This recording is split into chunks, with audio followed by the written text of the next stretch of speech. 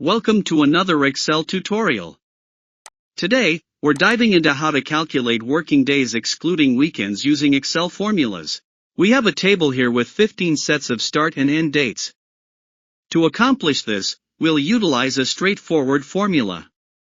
Begin by typing equal to, followed by some product, opening a bracket. Now, input the formula displayed in the video. After typing the formula, simply press the Enter key for the result. This formula, leveraging the sum product function alongside weekday, row, and indirect functions, efficiently filters out weekends.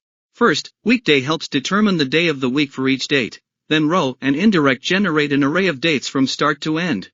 With the logical comparison in SUMPRODUCT, we isolate the weekdays, yielding the working days. Copy this formula down for all rows, or utilize the autofill feature, and you'll swiftly have the working days calculated for your entire dataset.